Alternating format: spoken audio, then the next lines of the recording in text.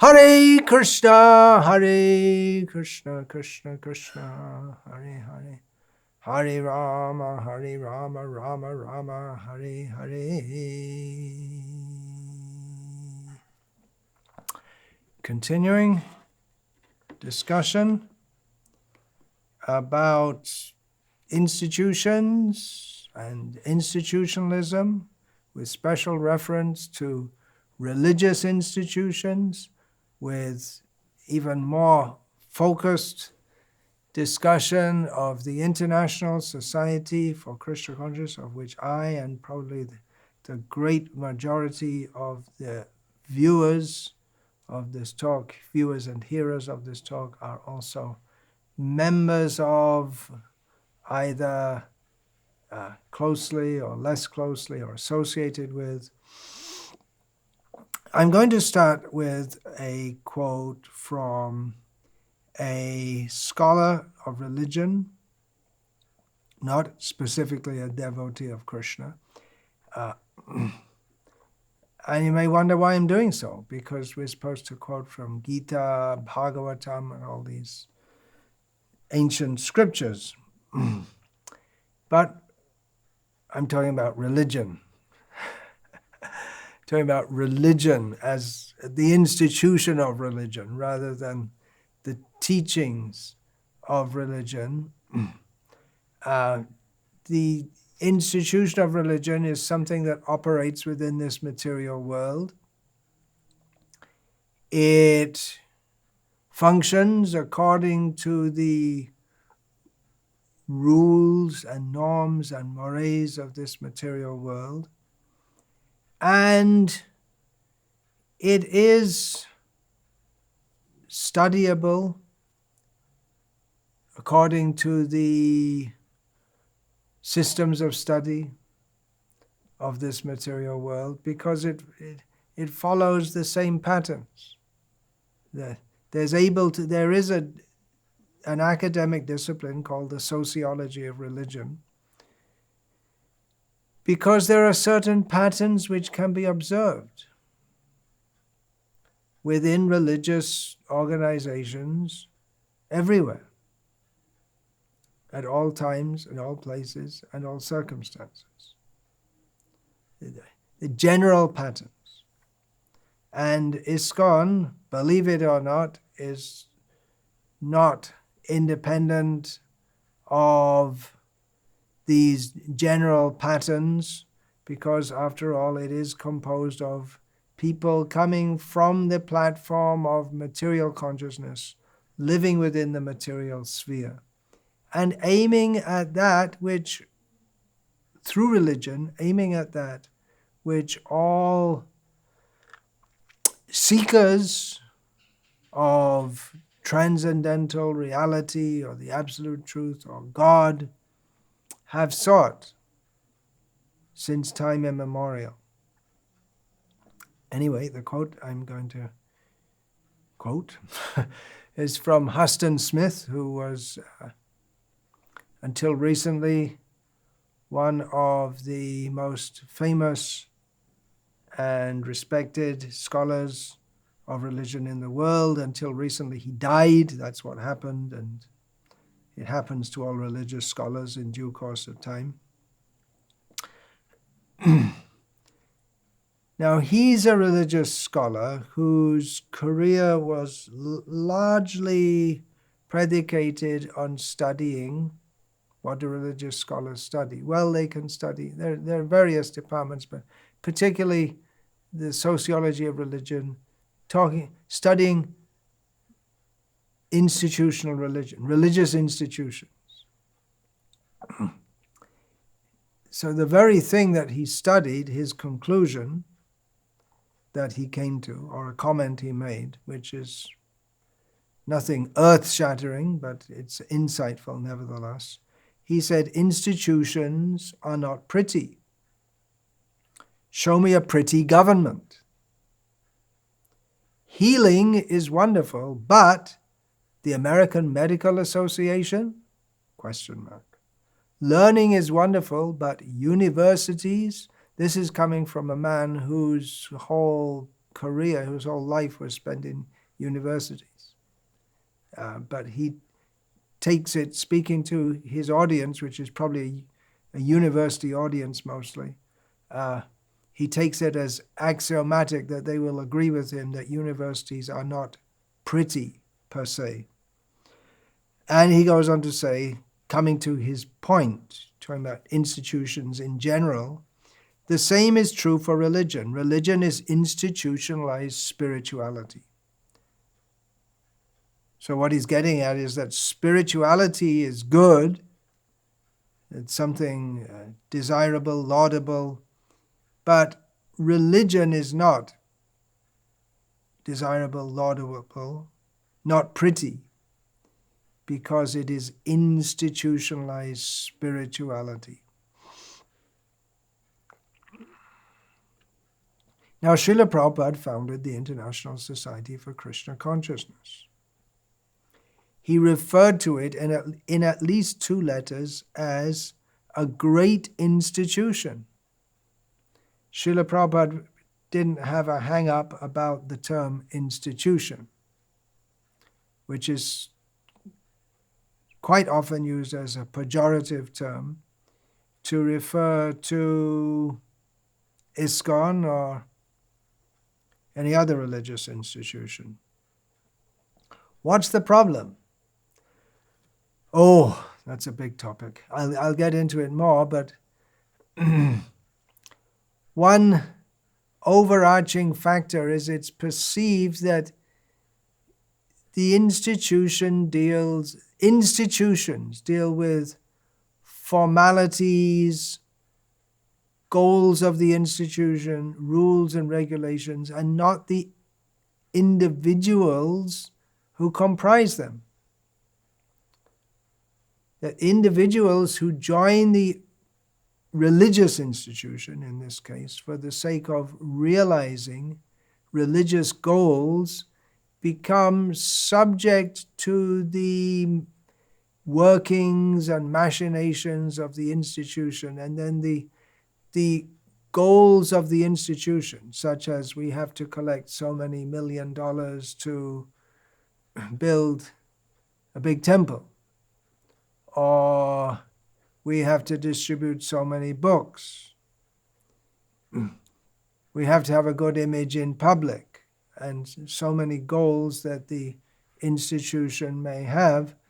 And then what is widely perceived, and it's called institutionalism, is that the needs of the individual become subordinated to those of the institution.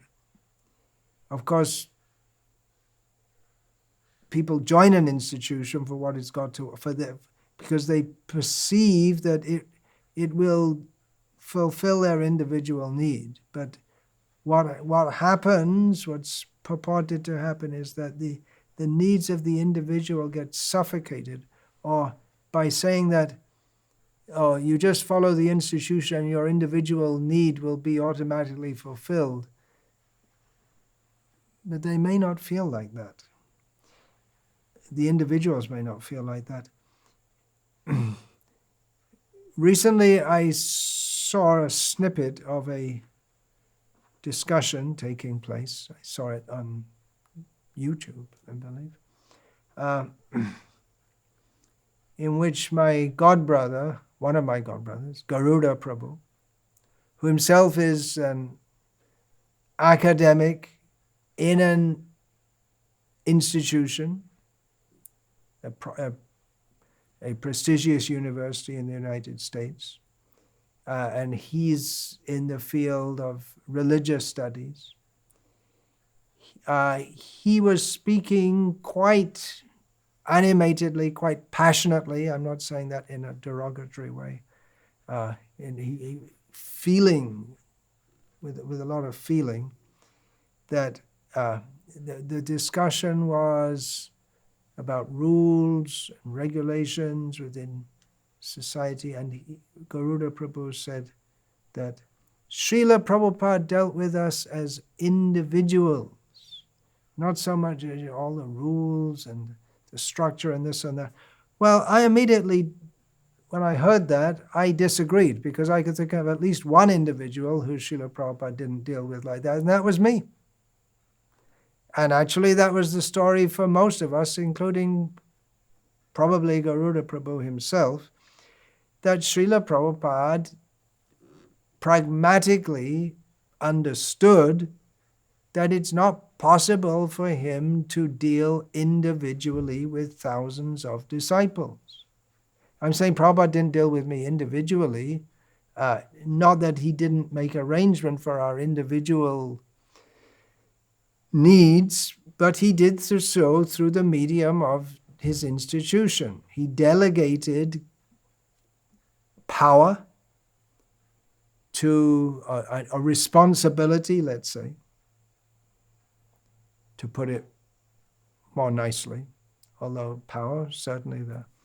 He delegated with different levels, GBC members under him, and then under the GBC members, temple presidents, and then the temple presidents were supposed to deal with individual devotees. And if it's a big temple, then they may have different departments with department heads. And I do feel that my individual needs were taken care of. My individual spiritual search was taken care of when I wasn't neglected as an individual, although I certainly had to conform to the rules and the needs of the institution, which I saw and voluntarily, I looked at and I voluntarily accepted. And my individual needs were taken care of, but not individually or personally by Srila Prabhupada. Srila Prabhupada made a structure. He made rules. In other words, he made an organized religion or an institution. And to say that, well, Prabhupada dealt with us as individuals, true, but there's certain rules which are required to be followed if one is to be within the institution. Everyone has their own likes and dislikes and tendencies and idiosyncrasies. But if one is to be a member of this institution, there are certain rules to follow. And if one is to be a member within an ashram of the institution, then there are many, many, many more rules to follow than if one is what is called a congregational member. The lay people and the clergy, for the clergy, or those who are full-time members of the institution, there are many, many rules to follow. And it's not that, well, I'm an individual and therefore you have to see to that. Well, no, first you have to follow the rules, and then within the rules, individualism may be allowed to some extent. That's why Srila Prabhupada said in one often quoted letter that we shouldn't, to Karandar, I'll quote that later, I'm not sure whether I'll get round to it today, saying that, well, we shouldn't be too eager to have so many people come and join. Let them come and see and get used to it and understand what they're getting into. And then when they join, they should be able to follow all the rules. So Srila Prabhupada, catering to individuals, yes, but also requiring everyone to follow the same basic rules. He made an organized religion. The same basic rules are there for everyone to make all the participants into pure devotees. There's a system, the science of Bhakti Yoga. Srila Prabhupada often called it a science. Science means if you follow certain procedures, you can predict a certain result.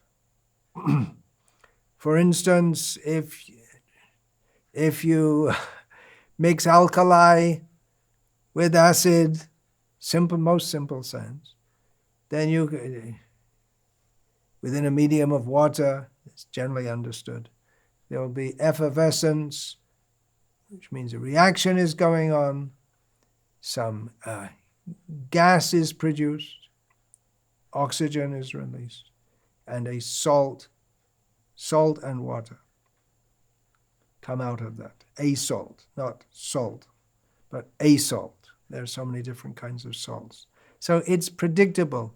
It might not happen under certain circumstances. For instance, if the water is very cold, if the concentration of acid or alkali or both are not sufficient. But generally speaking, if the procedures are followed, a certain result will be there. So similarly in Krishna consciousness, if the procedures are followed, a certain result will be there. But if you don't follow the procedures properly, you might not get the promised result. So in this way, Krishna consciousness is a science. And this science was given by Krishna, given through Rupa Goswami, given to us by Srila Prabhupada. He repeatedly emphasized that his disciples must chant 16 rounds daily of the Hare Krishna mantra, must follow the 4 regulations, must rise early, attend Mangalarti, read his books. He spoke of discharging duties as if in military discipline. And again, this is particularly for those who have taken to ashram life. They're compelled to follow these rules. Actually, even for initiated devotees, Srila Prabhupada wanted that. Although if you're not in the ashram, you do have some leeway to do your own thing. But Krishna consciousness means to do Krishna's thing, which in the beginning stage, which we don't get out of very quickly or very easily, in the beginning stage means following certain rules.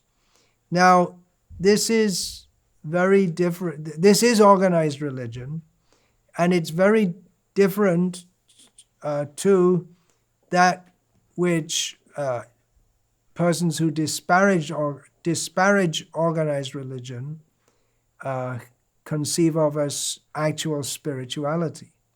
There's this idea of being spiritual but not religious. In other words, I'm spiritual, but I'm not religious in the sense that I follow any particular guide or I'm not in any straitjacket. I'm just spiritual. This is all cheating. Just this feeling that I'm spiritual, because every genuinely spiritual person who has attempted in the history of the world as we know it, and within the Vedic corpus we have knowledge not only of this planet but of planets beyond the vision of people on this planet at the present time. We have knowledge of going back eons. And it's the same, that those who are spiritually realized persons, they give certain formulae to follow so that people, their followers, can become spiritually realized. It's a science. It's not a new science. It's, presumably, if we take the accepted axioms of science, the laws of physics and chemistry, they should have been there right there at the Big Bang, if you believe in the Big Bang. They're just talking according to the scientific idea, but they're laws, and they don't change. If you go back, you go into some deep cavern in some remote, unexplored jungle, if there's any such thing left in this world today, and you somehow or other find some acid and some alkali and mix them together, having gone back in your time machine 20,000 years, and the same thing. Same thing. You mix the acid and the alkali, and they'll bubble up and there'll be a reaction. So it's the same thing. Spiritual life doesn't mean just feeling spiritual, but one of the hallmarks of a genuine religion, actually, one reason why discerning people in the early days of the Krishna consciousness movement in the Western world could see that this Krishna consciousness movement is a genuine religion, as distinguished from so many opportunists who came from India to make a quick buck, because it follows rules. And it's the same rules and the same tradition that has been followed by so many people, an established religion for centuries. And that's what they distinguish. It's a genuine religion. Say, I don't want a genuine religion. I just want spirituality. But it's cheating. You just can't jump from gross materialism and ignorance into absolutely spiritual platform. It just doesn't happen. It's imagination. It's self-cheating to think like that. So rules are there. Organization is there to facilitate the practice. When many people, if you want many people to follow, if it's a good thing, why not give it to many? Why? The idea of some guru sitting in a cave in some remote mountain range, and someone with taking great difficulty manages to cross all the hurdles and come up to the cave and pleads with the yogi inside to accept him as a disciple, and the yogi says no, and then he comes back 55 times, and then the yogi, after putting him through many tests, finally accepts him as a disciple. Well, if you've got something good to give, why be so restricted in giving it?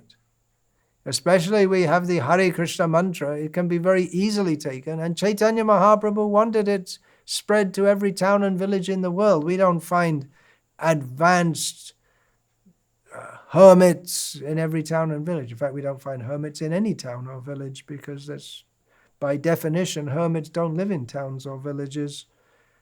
Towns and villages, according to the Vedic understanding, they're in the Rajaguna, the mode of passion. And for spiritual life, generally understood, one has to go to a situation in Sattva-guna, in which one has to go to a remote forest or hills. But this Krishna consciousness, because it is Atma Dharma, it is the inherent nature of the soul, it can be spread to everyone in all places, all times, and all circumstances. But to do that requires some kind, to effect that, requires some kind of organization. And not just some kind, but there are specifics. There are specific things to do. Rupa Goswami, in his Bhakti Rasamrita Sindhu, in which he describes the highest level of spiritual, blissful, loving exchanges with Krishna, he starts by explaining all the things that people in their neophyte stage have to do, which includes, first of all, taking shelter of a guru, Krishna Diksha, taking initiation, then taking instruction, serving the guru with affection, but serving means one subordinates oneself.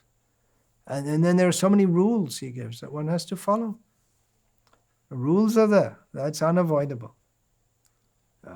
And then in an institution, there apart from the rules for our spiritual advancement, there are rules for institutional living. There's a hierarchy one has to follow. One sacrifices one's independence, which may seem counterintuitive. If we're going to realize our spiritual potential, we don't just want to become just another figure in a tapestry.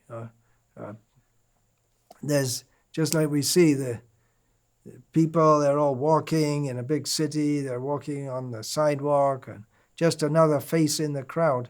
We want to develop our own individual, personal spirituality We want to be different. But then again, you become a member of an organization, and you seem to think, wait a minute, what happened to my individual personality? So it is a quandary or paradox, in one sense, that to bring out our full individualism, which can be realized on the spiritual level, not the material level, we within this material world, while practicing, we have to go through certain rules. Something like this: if we're sick, we want to jump and dance and sing and have fun, but if we're sick, we can't. We can attempt to, but in our sick state, we won't be able to do so properly. And attempting to do so in our sick state, attempting to act on the healthy platform, will exacerbate our disease. Rather, we have to follow the rules, the directions given by the physician, by which we can gradually become better, and then we can dance, run, sing, play, laugh, everything. But in our diseased condition, we have to act according to the limitations of the situation and accept with faith the directions of the physician. Considering the physician has my best wishes at heart, knows how to guide me, what to do, and if he tells me to take it at the proper pace, I should do so. So Krishna consciousness is meant for bringing out ultimate individualism, personalism. That's a central feature, if not the central feature of the Krishna conscious movement. Krishna is the supreme personality of Godhead, and we are all eternally persons in his service. We reject the impersonal idea of liberation, which is so popular, that ultimately one loses one's individuality. Well, that's what people are afraid of by joining a religious institution. You'll lose your individuality. But it's a funny thing, often their idea of spirituality is just to lose your individualism anyway and just merge into some oneness. But devotees, they reject that. So this Krishna conscious movement is meant for ultimate individualism. But at the same time, it's a religious organization, and they're all diverse kinds of people. To synergize their activities, to direct their activities, it requires an organization with its specific modus operandi, rules.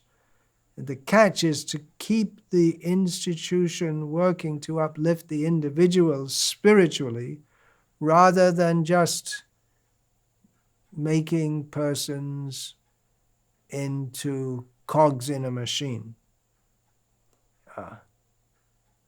And the catch is to keep the institution completely spiritually focused. There is the danger of, not only the danger, but it seems the almost unavoidable what shall I say? Phenomenon. When you don't know what to say phenomenon. The unavoidable phenomenon of religions becoming more like social and political constructs than being truly spiritual. That okay, now we got this big temple, and the temple's built so that we could all chant Hare Krishna together here, but in the meantime, we have to have enough money to keep the temple running, so we have to send everybody out to bring in some money.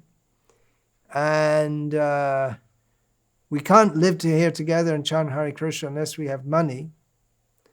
And therefore, getting the money becomes the first. Otherwise, we can't chant Hare Krishna. Actually, you can chant Hare Krishna without a temple, but now we have the temple. we better keep it going. I've several times spoken on that paradox, that we're collecting money so that we can preach, but we can't preach because we're collecting money. We can't tell people, surrender to Krishna, give up all your nonsense, hogwash ideas, and simply surrender at the lotus feet of Lord Chaitanya. We can't say all that because we want to take money from them. Therefore, we have to flatter them, and it's much easier to collect money by talking about feeding poor people, feeding school children, and so on. So we'll talk about that and get money from them. And we'll use the money. It's a kind of trick. We'll pretend that we're doing bodily and social welfare work, but our real aim is to chant Hare Krishna and spread the teachings of Krishna consciousness. But if we try to spread the teachings of Krishna consciousness, then people won't give us money, so we have to speak something else. So we're collecting money so that we can preach, but we can't preach what we actually have to say because we're collecting money. And in this way, things get disordered. I'm going to quote now. Yeah, I'll get into that. There's enough time just now. From a well-known letter, well-known among the followers of Srila Prabhupada, who go a little more deeply than a little more deeply into trying to understand what Srila Prabhupada wanted to give us. So there's a quote from a letter that Srila Prabhupada wrote to Karanda, who was practically Srila Prabhupada's most trusted disciple in matters of management until Karanda just left Krishna consciousness. Srila Prabhupada wrote to him in a letter in which he discussed several points, and then he comes on to this point, which is in this letter has become the most famous. It becomes what Srila Prabhupada is writing about. He's replying to a letter from Karanda. Srila Prabhupada writes, regarding your points about taxation, corporate status, etc., I have heard from Jayatirtha that you want to make a big plan for centralization of management, taxes, monies, corporate status, bookkeeping, credit, like that. And that makes sense, doesn't it? When you've got a widespread movement all over the place, if you can centralize all the bookkeeping, that takes a lot of the pressure off the individual local leaders so they can concentrate on chanting Hare Krishna. And by centralizing it, then you make sure everything's in order, because after all, we have to deal with the civil and governmental authorities on these matters. Often the local leaders aren't so together materially, and they may be negligent in their duties of submitting accounts and so on. So it sounds like a damn good idea to centralize everything. Srila Prabhupada continues, I do not at all approve of such a plan. Srila Prabhupada himself was very organized. He founded the International Society for Krishna Consciousness, and the first few people who were with him when he founded it, and he got them all to sign and become trustees, among themselves they thought it was a bit of a joke, because here we are, just a ragtag group of bumbling, trying to be something like devotee. They didn't really know what it meant to be a devotee. I don't think anyone even shaved their head at that time. Maybe Kirtananda had. And we're talking about the International Society for Krishna Consciousness. We don't even have any property of our own. We just have a rented place with the most rundown district of New York City. So they thought it was a bit of a joke. But Prabhupada wanted an organization called the International Society for Krishna Consciousness. Srila Prabhupada wanted organization, but he says, do not centralize anything. So he wanted an Srila Prabhupada is trying to make an organization, but at the same time, he was very much aware of the downside of organizations. So he was organizing, but trying to make it not too organized. Srila Prabhupada wrote, each temple must remain independent and self-sufficient. That was my plan from the very beginning. Why are you thinking otherwise? Once before you wanted to do some centralizing with your GBC meeting, and if I did not interfere, the whole thing would have been killed. The whole thing would have been killed. Srila Prabhupada is talking about over-institutionalization. Do not think in this way of big corporation, big credit, centralization. These are all nonsense proposals. Now, from the organizational standpoint, these are all excellent proposals. But Srila Prabhupada says they're all nonsense proposals. Management, everything should be done locally by local men. Accounts must be kept, things must be kept in order and lawfully done, but that should be each temple's concern, not yours. Now, this is a very well-known quote coming up. The Krishna consciousness movement is for training men to be independently thoughtful and competent in all types of departments of knowledge and action, not for making bureaucracy. Once there is bureaucracy, the whole thing will be spoiled. There must always be individual striving and work and responsibility, competitive spirit. Talking about an organization, competitive spirit within an organization can kill it, but it can also, at a certain level, it can really keep it dynamic.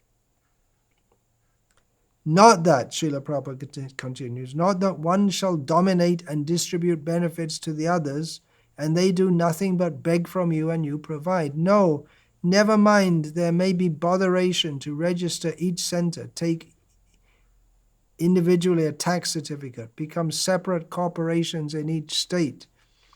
That will train men how to do these things, and they shall develop reliability and responsibility. That is the point. I am a little observing now, especially in your country, referring to the United States of America, that our men are losing their enthusiasm for spreading on our programs of the Krishna conscious movement. Otherwise, why are so many letters of problems coming? Dissatisfied. That is not a very good sign.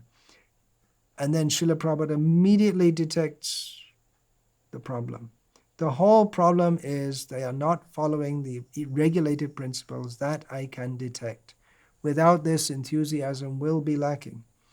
Even mechanically following. Now we're talking about organized religion, mechanically following some religious process, but that's not really spiritual. But Srila Prabhupada didn't agree with that. Srila Prabhupada wrote, even mechanically following, if he gets gradually understanding from the class, he will come to the point of spontaneous enthusiasm. This spontaneous, loving devotional service is not such an easy matter. But if one simply sticks strictly to the rules and regulations, I've been studying many of Srila Prabhupada's quotations in this regard, and he repeatedly speaks about following the rules and regulations, and repeatedly he uses the word in this regard, strictly. Strictly to the rules and regulations, like rising early, chanting 16 rounds, chanting Gayatri, keeping always clean. Then his enthusiasm will grow more and more. And if there is also patience and determination, one day he will come to the platform of spontaneous devotion. Then his life will be perfect. What is Srila Prabhupada doing here? He's quoting Rupa Goswami, Upadeshamrita, Utsaha Nisyadharyat, Tat Kama Pravartanat, Sangatyaga Sato Vrite, Sharbya Bhakti Prasiddhyati. And then Srila Prabhupada says, all this I have told you in the nectar of devotion. So I do not think the leaders are themselves following, nor are they seeing that others are following strictly. This must be rectified at once. Each center remain independent, that's all right, but the president and other officers must themselves follow and see the others are following the regulative principles carefully.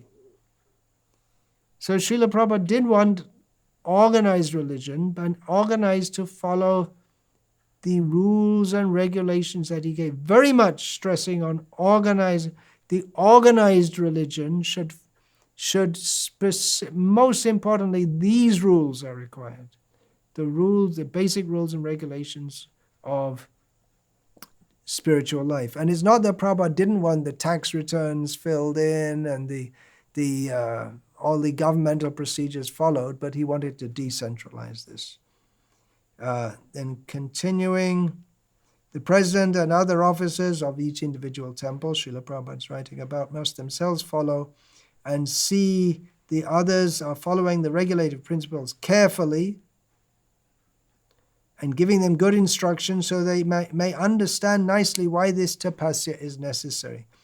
And the GBC and sannyasis will travel and see the officers are doing this, and if they observe any lowering of the standard, they must reform and advise. So we can see that practically the main purpose of Srila Prabhupada making this religious institution was to ensure that the religious practices are followed. And other things, bureaucracy, Srila Prabhupada understood the importance of governmental procedures and all this, and he didn't say to neglect them, but he stressed so much on the basic spiritual, institutional, if you like, practices of rising early, chanting 16 rounds, and so on. If they observe any lowering of the standard, they must reform and advise. It is very difficult to give up very quickly so many bad habits as you have got in your country, so educate them gradually, first with chanting, and do not be so much anxious. Yes, I was quoting this previously. Do not be so much anxious to count up so many numbers of new devotees, if such devotees go away later, being too early forced. Now here we have a religious institution, which Srila Prabhupada has set up, but he's warning, don't force people to follow. Religious institution means rules. Srila Prabhupada is stressing the rules, but he's saying don't force it too early. In other words, and even when people have taken it up, the leaders, the GBCs and sannyasis must travel to see that others are following and not just see that they're following in the manner of an institutional bureaucrat or factotum or institutional official going around with a big stick saying, oh, you have to follow, but teaching them, preaching to them about how these need to be followed to develop our love of Krishna. So Srila Prabhupada said, I want to see a few sincere devotees, not many false devotees or pretenders. And then just after this, in the talk, in the letter Srila Prabhupada wrote, there is some symptom of missing the point. So institutionalism, Srila Prabhupada didn't use that word here. I don't know if he ever used it. He did use the word institution several times in an approving manner. He wrote of the institution of Varnashram Dharma, for instance, also. But he was very aware of the possibility of missing the point. Institutionalism means, and it's true not only in ISKCON, not only in any religious institution, but in any institution, as Weber, I'll speak a little bit about him in the next talk, is that's the essence of what Max Weber and other sociologists, they analyze, is that when an institution is set up, but then as it gets more and more organized, missing the point for which it was set up. So I plan to speak more on this in another session. It's not, what I'm talking about is not in and of itself spiritually uplifting, But it is important for the responsible members of this society. Srila Prabhupada wrote that he wanted persons who are independently thoughtful. So it is important to understand these things so that we can try to make the institution which Srila Prabhupada gave us the best it can be. Be the best you can. The call to individual excellence. Let us try to make ISKCON the best that it can be. It's never going to be perfect because it's operating within the material world. Even in Chaitanya Mahaprabhu's pastimes, we find even one of his very close assistant had serious problems with the material energy. But let us consider all these things. It's also spiritual, and we may say, well, it's not spiritual, they're talking about Krishna's pastimes, but again, all this is required to facilitate that. We need to discuss these things, as Srila Prabhupada did. We need to consider all these things. So Krishna willing, I will speak about on this topic, develop this topic more in another talk. Vancha kalpatarubhyascha kripa sindhubhya evacha patitanam pavanebhyo vaishnavebhyo namo namaha. Dante nitaya chunakang padayo nipatya kritvacha kalakushatameta bravimi. He sadhava sakala eva vihaya durang gauranga chanda charne kuruta. Hare Krishna, Krishna Krishna, Hare Hare, Hare Rama, Rama.